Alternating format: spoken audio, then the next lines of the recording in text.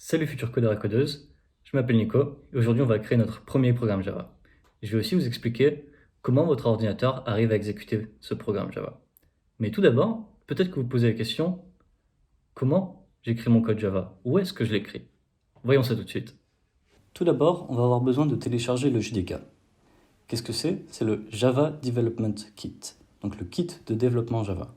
En gros, c'est une boîte à outils qui va contenir tous les outils dont on a besoin pour programmer en Java. Une fois qu'on a fini de télécharger notre JDK, on va avoir un fichier zip qu'on va dézipper. Une fois que c'est dézippé, on a notre dossier qui va contenir notre JDK. Donc ce dossier, on va le copier et on va le déplacer. Donc je vais aller dans C, utilisateur, mon utilisateur. Je vais créer un nouveau dossier que je vais appeler JDK.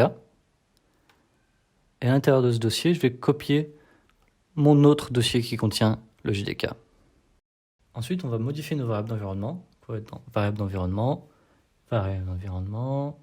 Ok, on va nouvelle variable qu'on va appeler Java Home, Java underscore Home en majuscule. On va faire parcourir le répertoire et on va aller jusqu'au JDK qu'on vient d'installer, jusqu'au fichier, au dossier bin. Ça c'est bon, clique OK, c'est OK.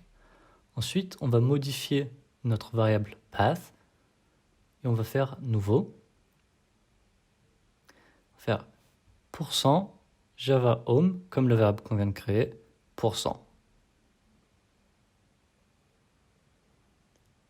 OK. Pour vérifier que tout ça a bien fonctionné, ce qu'on va faire, c'est qu'on va aller dans un PowerShell. On va faire Java-version. Et si tout a bien fonctionné, on devrait voir s'afficher à l'écran là où est installé notre Java, et c'est la version qu'on vient d'installer. Maintenant qu'on a installé notre JDK, on va pouvoir installer notre éditeur. L'éditeur, ça va être là où on va vraiment coder notre Java, écrire notre programme.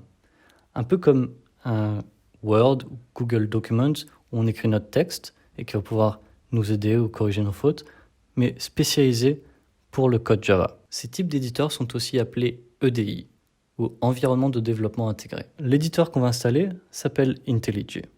Donc on va aller sur le site de JetBrains, c'est le créateur d'IntelliJ, et télécharger. Du coup, on va cliquer sur Trouver votre EDI. IntelliJ, sur Télécharger. On va prendre la version Community, qui est la version gratuite. Une fois que c'est fini de télécharger, on va l'ouvrir. Exécuter. Next. Du coup, on va créer un raccourci 64 bits qui va être sur votre bureau. Et on va créer une association avec les fichiers .java. C'est-à-dire que tous les fichiers Java qui sont sur votre ordinateur, IntelliJ va les reconnaître et va vous proposer de l'ouvrir. Cliquez Next et Installer. On va cliquer sur Exécuter IntelliJ et IntelliJ va s'ouvrir. Ne pas importer les paramètres. Donc là, on va pouvoir choisir la couleur qu'on veut pour IntelliJ, en noir ou en blanc. Personnellement, je préfère le noir, du coup, je vais sélectionner celui-là. Ensuite, on va faire prendre les paramètres par défaut et continuer. On va créer un nouveau projet. Donc, comme vous pouvez voir en haut, le JDK qu'on a installé avant est utilisé par IntelliJ par défaut.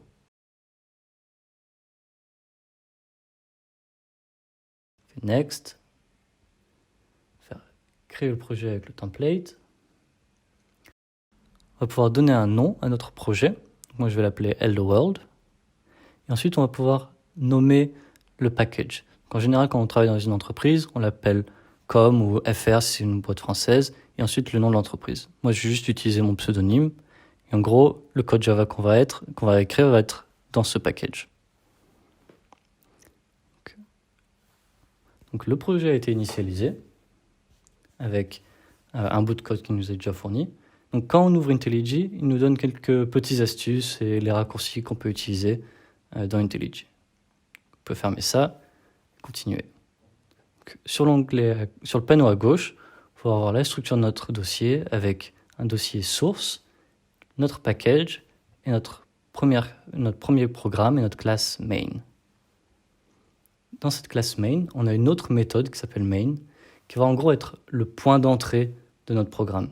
Du coup, on va pouvoir écrire du code à l'intérieur qui va pouvoir être exécuté quand on va lancer notre programme.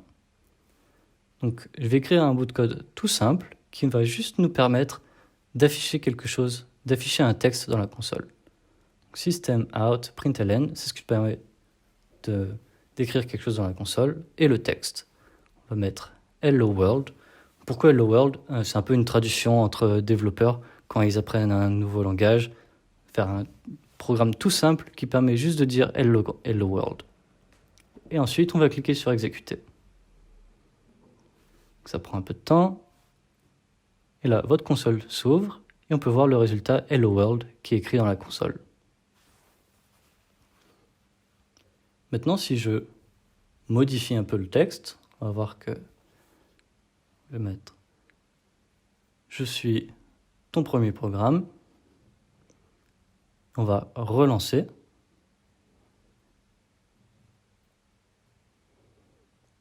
On a notre nouveau texte qui est affiché dans la console. Donc ça marche bien. Mais qu'est-ce qui se passe exactement quand on appuie sur le bouton play?